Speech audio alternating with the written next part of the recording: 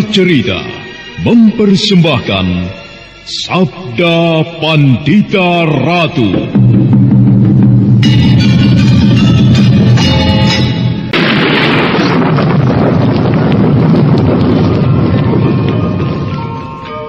Sabda Pandita Ratu. Naskah ditulis oleh Pondra Swasti Langit, diolah oleh Agung Bahrodi, didukung oleh artis-artis terkemuka Ferry Fadli, Eli Ermawati, M. Abud, Ivone Rose, dan lain-lain. Teknik dan montase Ibing Arifin, dengan sutradara Dian Pertiwi. Sabda Pandita Ratu kali ini mengetengahkan episode ke-11 dengan judul Sang Singgasana.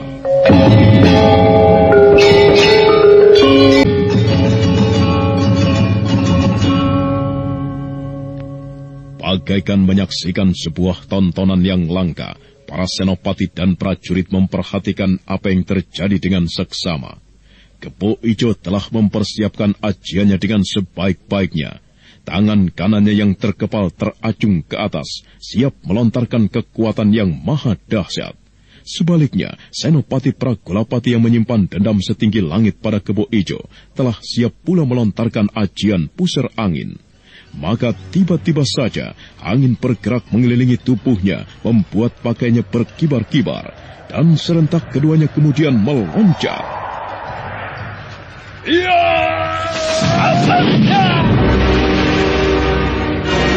Akibatnya sungguh benar-benar dahsyat. Senopati Pragolapati yang meloncat dengan diselubungi pusaran angin itu terpental ke belakang dan tidak sadarkan diri. Sebaliknya Kebo Ijo terhuyung-huyung ke belakang dan kemudian jatuh terduduk. Meski tidak pingsan, tetapi telah terkuras habis tenaganya. Beberapa prajurit bergerak cepat dan ujung-ujung tombak melekat. Kebo Ijo hanya bisa mengumpat. Keparat! Dari tali, ikat orang ini seperti pesakitan dan seret ke istana Tumapel. Kemudian yang lain, mengurus Senopati Pragolapati yang pingsan. Ayo cepat! Lepaskan aku. Lepas!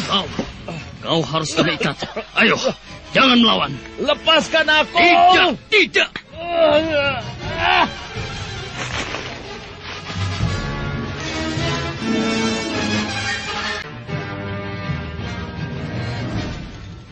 Semua tatapan mata memandang Kebo Ijo dengan kemarahan, dengan pandangan sirik.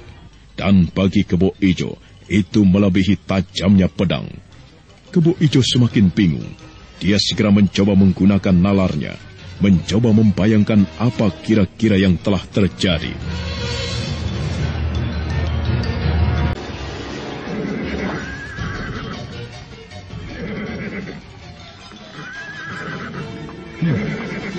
Mereka semua memandangku dengan tatapan mata yang marah, penuh dendam dan sakit hati. Aneh, ada apa sebenarnya? Apakah ada orang yang memfitnahku? Memfitnah bagaimanakah itu? Gila. Aku benar-benar tidak mengerti terhadap apa yang terjadi. Aku tidak mengerti. Ayo orang-orang Tumapel Tolo! Berdebah kalian! Gila kalian! Hei! Lepaskan aku! Lepaskan! Lepaskan aku! Lepaskan! Aku tidak bersalah. Aku tidak melakukan kesalahan apapun. Lepaskan aku! Bunuh saja! Lepaskan!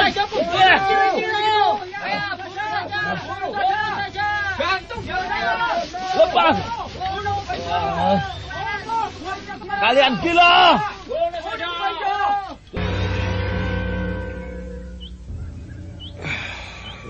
Bagaimana rasanya Tuan Senopati?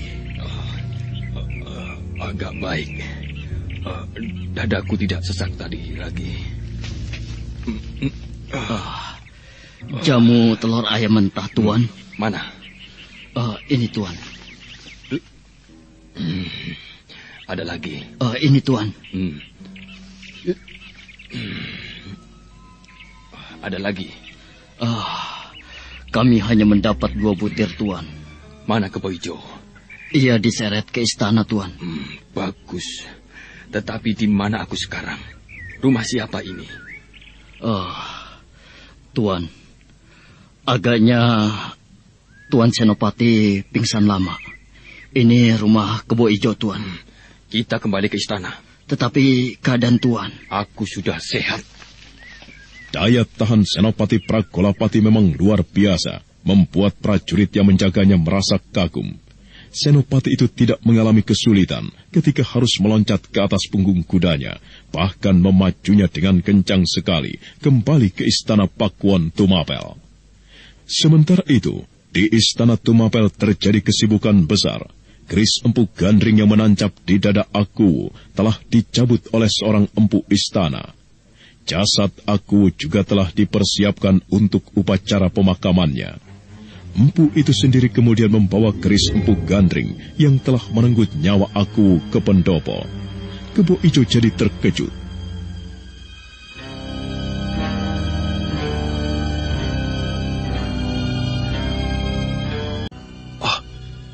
Itu kerisku.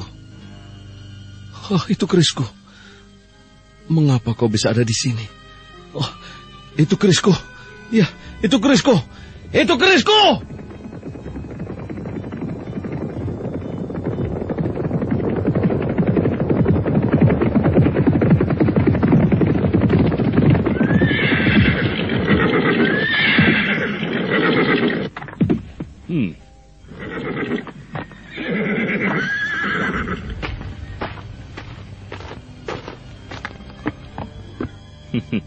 Bagaimana perasaanmu, Kebo Ijo?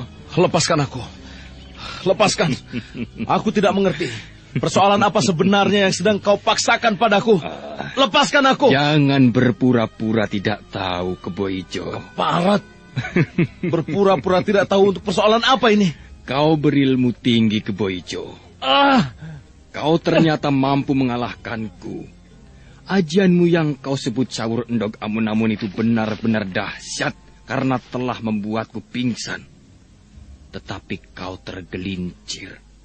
Ketinggian ilmu kanuraganmu telah membuat kau lupa diri dan berangan-angan terlampau muluk untuk menjadi Akuwu, Kebo Ijo. Kau orang sudra. Orang sudra. Apa? Orang sudra yang bodoh. Seharusnya kau tidak meninggalkan kerismu, Kebo Ijo. Karena keris itu menjadi bukti yang tidak terbantah. Gila. Aku telah melakukan apa? Aku telah melakukan apa? Ayo katakan. Kau masih berpura-pura tidak tahu. Aku berpura-pura tidak tahu soal apa ini. Ayo cepat katakan padaku. Katakan apa yang telah kulakukan. Apa? Ayo katakan. Baik. Kau telah membunuh Akuwu Tunggul Ametung. Aku telah membunuh Akuwu Tunggul Ametung. Aku telah membunuh Akuwu Tunggul Ametung. Tidak. Tidak mungkin. Aku tidak membunuh Akuwu. Tidak bisa. Kau memfitnahku, Pragolapati. Aku tidak membunuh Akuwu Tunggul Ametung. Tidak. Aku tidak membunuh Akuwu Tunggul Ametung. Berdebah. Keparat kalian, lepaskan aku! Jadi kau mengingkari, Kebo Ijo. Aku tidak membunuh Akuwu. Bagaimana dengan kerismu? Bagaimana? Wajah Kebo Ijo mendadak pucat. Dia benar-benar tidak mampu membayangkan apa yang telah terjadi. Kebo Ijo mencubit kakinya dan terasa sakit. Kebo Ijo memandangi orang di sekelilingnya dengan tatapan mata liar. Sekali lagi Kebo Ijo mencubit kakinya, seolah berharap apa yang terjadi itu sekedar hanyalah sebuah mimpi. Sakit. Sakit. Sakit. Ya, berarti aku tidak bermimpi. Kejadian buruk ini benar-benar ku alami. Kejadian buruk ini benar-benar aku alami. Mimpi buruk orang sudra untuk menjadi Akuwu. Yang kau dapatkan justru kematian, Kebo Ijo. Tidak ada hukuman yang paling sesuai bagi pembunuh Akuwu Tunggul Ametung kecuali hukuman gantung. Bahkan hukuman picis di alun-alun. Kau lihat Kebo Ijo? Bagaimana orang-orang itu melihatmu dengan pandangan penuh kebencian. Mereka akan dengan senang hati menorehkan pisau yang disediakan, menyayat kulitmu dan kemudian melumuri dengan air garam yang tentu terasa pedih Kebo Ijo. Bahkan air lombok yang jauh lebih pedih. Bahkan mungkin air cuka yang menyengat itu. Keparat gila. Aku tidak melakukan itu. Lepaskan aku. Ayo lepaskan. Tidak. Lepaskan. Tidak.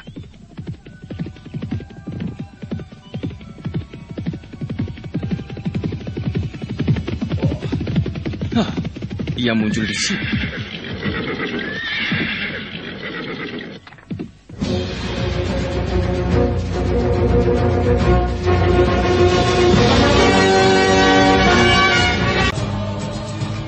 Seekor kuda telah berderap masuk ke halaman istana, tidak tercegah oleh siapapun.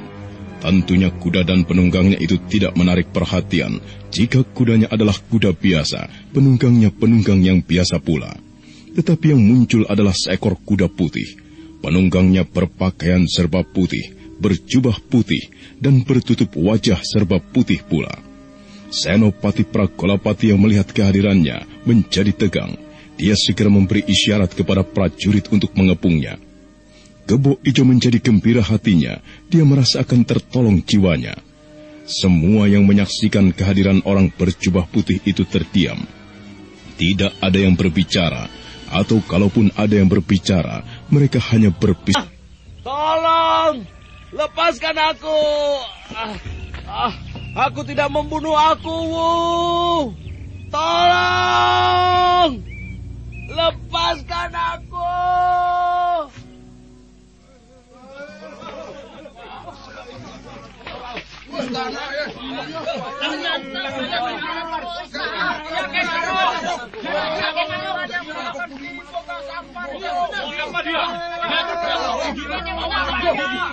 Bukan sampar itu ternyata kan harus. Bukan sampar. Aku minta untuk diam semuanya.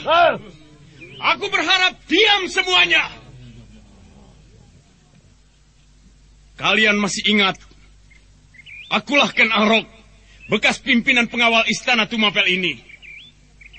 Hari ini aku benar-benar merasa sedih dan kecewa atas apa yang telah menimpa Tumapel. Dulu, ketika aku masih menjabat sebagai pimpinan pengawal istana, keadaan di istana aman dan tenteram. Tidak ada yang berani berbuat macam-macam. Apalagi bermaksud membunuh aku, Tunggul Ametung. Aku benar-benar kecewa. Hei, kalian semuanya, rakyat Tumapel yang jaya. Apakah kalian menerima begitu saja kematian aku kalian? Tidak. Bagus. Aku sependapat dengan kalian. Siapa yang bersalah harus dibunuh. Kematian harus dibayar dengan kematian. Kebo Ijo telah membunuh aku. Oh, tidak. Aku tidak membunuh. Berdebah kau, Ken Arok. Aku tidak membunuh aku, Keris ini buktinya. Keris ini adalah kerismu. Nah, terimalah balasannya. Oh, tidak. Keris ini akan menghantar kematianmu.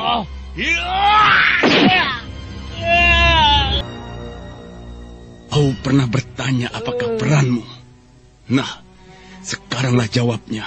Inilah peranmu agar aku mendapatkan singgasana. Yang terjadi berlangsung sangat singkat dan tidak terduga oleh siapapun.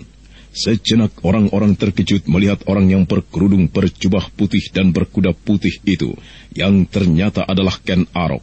Mereka lebih dikejutkan lagi oleh apa yang dilakukannya. Ken Arok menghunjamkan keris empu gandring ke perut. Matilah dengan tenang kau, Kebo Ijo. Apa yang dipercakapkan oleh Ken Arok dan Kebo Ijo yang berbicara perlahan. Senopati Pragolapati pun tidak. Bahkan digelut oleh pesona yang tidak dimengerti. Pragolapati justru terpaku, diam dan keluh.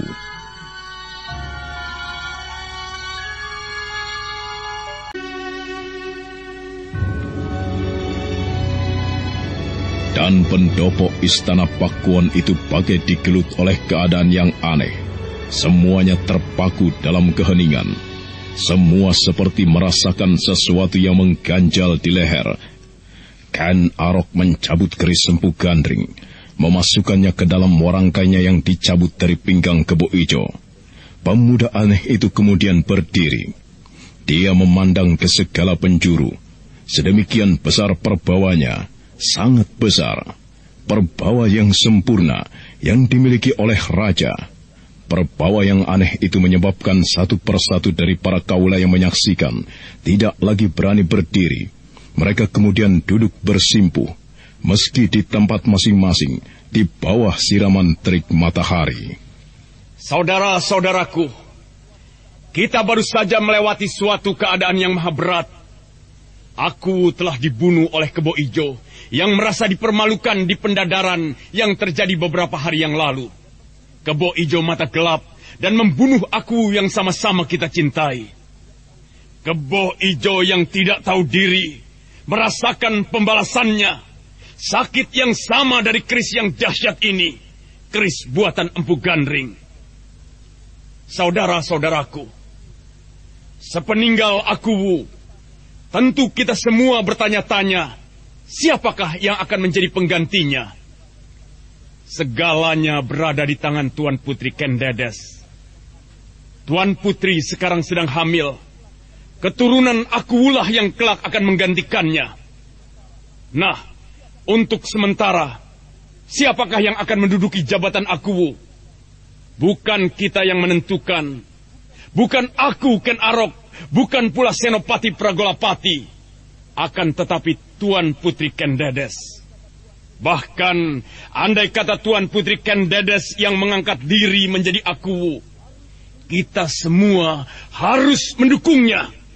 Siapa yang berani melawan keputusan Tuan Putri Kendedes akan berhadapan dengan kita semua. Bagaimana? Setuju? Bagus.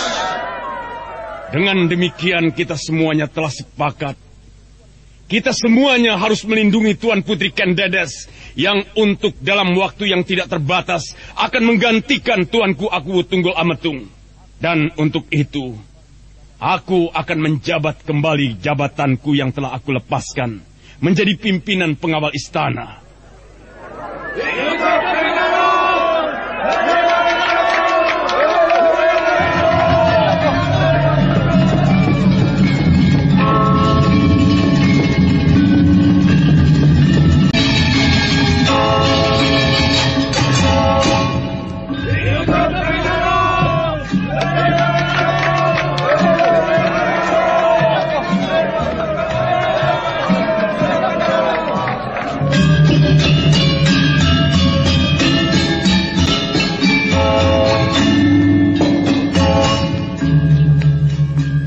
Demikianlah, dengan perhitungan yang cermat dan dengan cara yang luar biasa, Ken Arok telah menjadi pujaan orang banyak. Bahkan para prajurit yang semula memusuhinya, memburunya, berbalik berbaris di belakangnya. Tanpa melalui tatanan yang seharusnya, Ken Arok telah menjabat kembali jabatan pimpinan pengawal istana, sedangkan Senopati Pragolapati tersisih. Pragolapati yang bagaikan tenggelam oleh keadaan yang sulit dimengerti itu, merasakan dadanya bagaikan terbakar.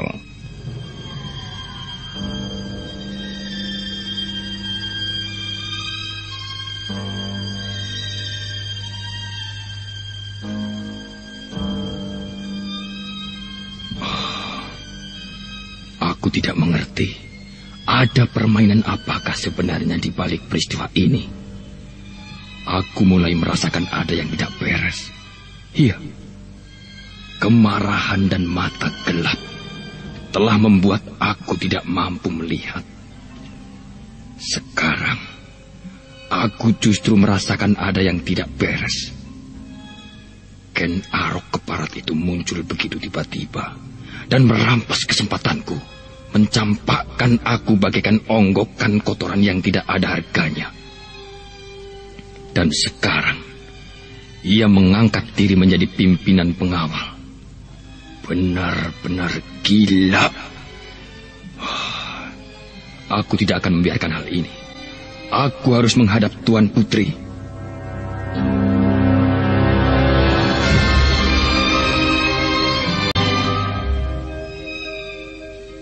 Maka demikianlah, ketika di pendopo istana tengah terjadi kesibukan yang luar biasa yang dipimpin oleh Ken Arok, persiapan untuk pemakaman Aku Tunggul Amatung, maka Senopati Pragolapati bergegas mencari kesempatan menghadapkan Dedes. Senopati Pragolapati segera menemui emban yang telah dikenalnya dengan baik.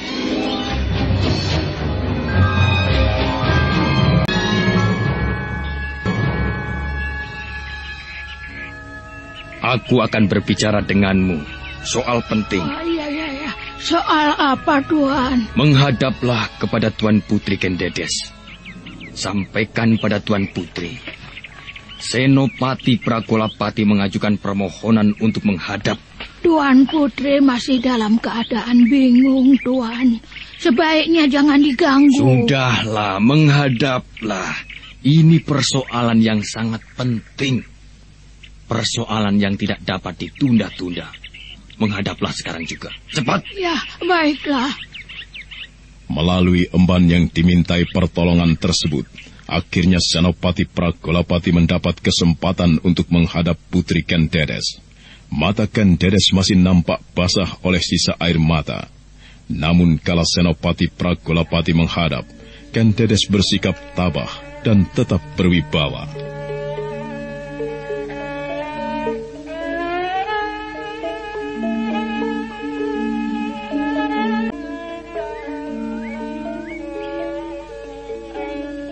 Ada apa, Pragolapati? Ampun, Tuanku Putri Ken Dedes. Ada sebuah persoalan yang akan hamba sampaikan. Mohon ampun jika hamba mengutarakannya di saat yang tidak tepat, karena Tuan Putri masih berduka. Berkatalah, aku akan mendengarkan. Tuan Putri, hamba benar-benar merasa terkejut dengan kejadian yang menimpa Tuanku Aku. Hamba benar-benar tidak mengira. Ya, keadaan berkembang ke arah yang tidak terduga karena Ken Arok. Ia telah memanfaatkan peristiwa ini untuk kepentingannya. Ia mengangkat diri sendiri menjadi pimpinan pengawal istana. Hamba cemas, Tuanku Putri. Ken Arok mengangkat diri menjadi pengawal istana. Benar, Tuan Putri. Dalam jangka panjang, hamba mencemaskan Ken Arok akan berbuat hal-hal yang aneh. Hal-hal yang aneh bagaimana, Pragolapati? Mungkin di lain kesempatan ia justru menghendaki jabatan Aku. Jabatan yang sekarang berada di tangan Tuan Putri sambil menunggu pikukuh dari pemerintah Kediri. Lalu menurutmu bagaimana? Apakah yang harus aku lakukan? Tuan Putri harus mencegahnya. Jangan sampai ia melakukan hal itu. Aku? Seorang wanita? Tanpa kemampuan? Oh, apa yang bisa aku lakukan, Pragolapati? Jika Ken Arok benar menghendaki jabatan Aku itu, lalu apakah yang bisa aku kerjakan untuk mencegahnya? Senopati, aku menjadi asalku saat ini. Aku adalah Ken Dedes, seorang perempuan yang berasal dari Panawijen. Tuanku Aku telah tiada. Maka aku pun kembali ke asalku semula. Aku terlampau lemah untuk mengurusi hal-hal yang besar. Nah, itulah jawabanku, Pragolapati. Sekarang pergilah. Ampun, Tuanku Putri. Baiklah, hamba tidak akan memaksakan sesuatu kepada Tuan Putri untuk bersikap yang menurut Tuan Putri tidak mampu dan tidak terjangkau. Namun, izinkanlah hamba mendengarkan cerita atas apa yang terjadi semalam. Peristiwa yang hamba yakin Tuan Putri pasti mengetahuinya. Aku tidak mempunyai kekuatan untuk bercerita. Pergilah, Pragolapati. Aku minta, jangan kau ganggu aku lebih dulu dengan persoalan-persoalan yang berat. Baiklah, Tuan Putri. Hamba mohon diri.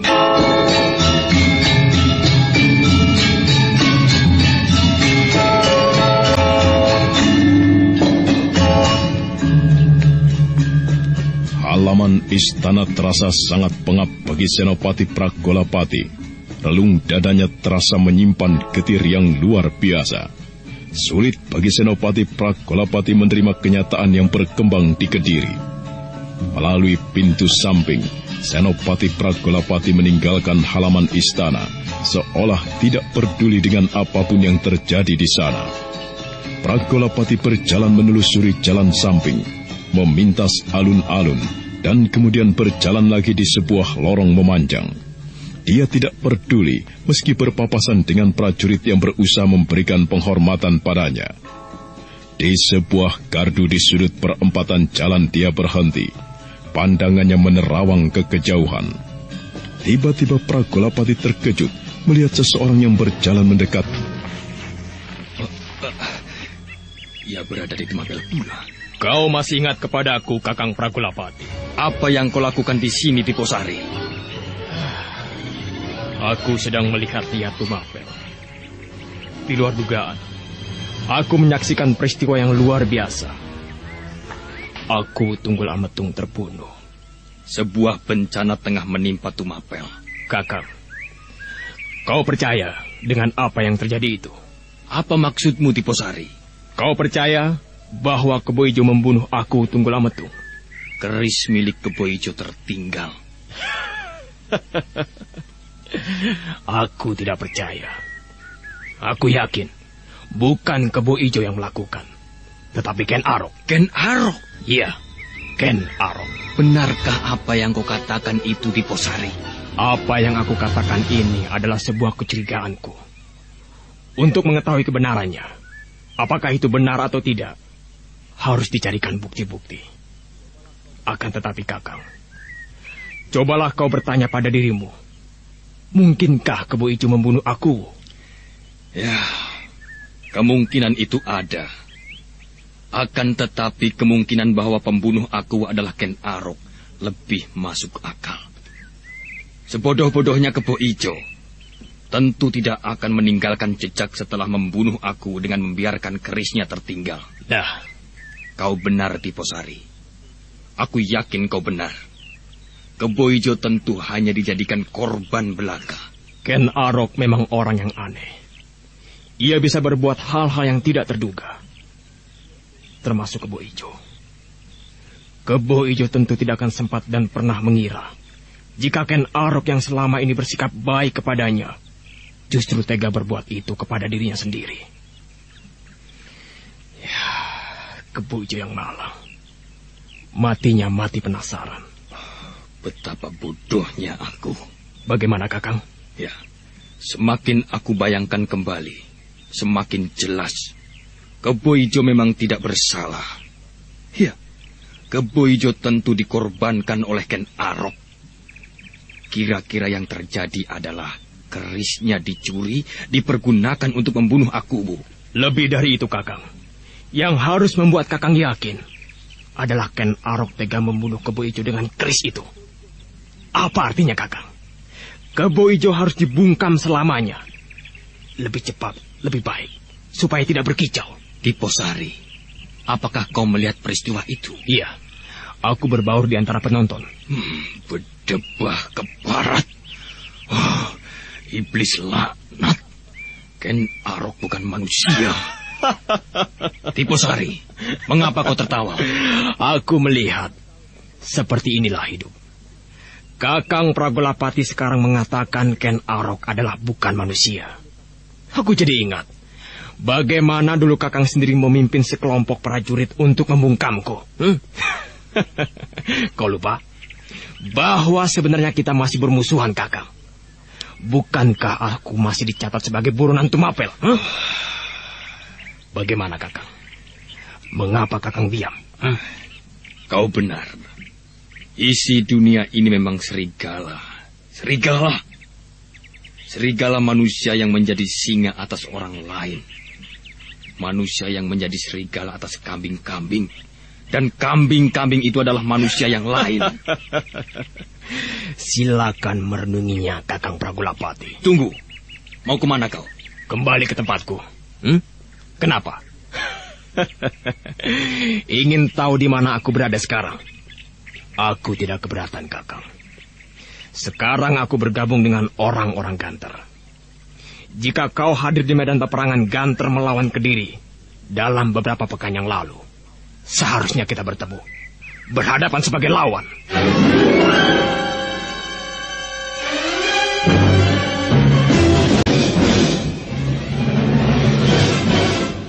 Nah, bagaimanakah kisah selanjutnya? Saudara pendengar, silahkan mengikuti kelanjutan kisah ini dalam seri berikutnya. Sampai jumpa.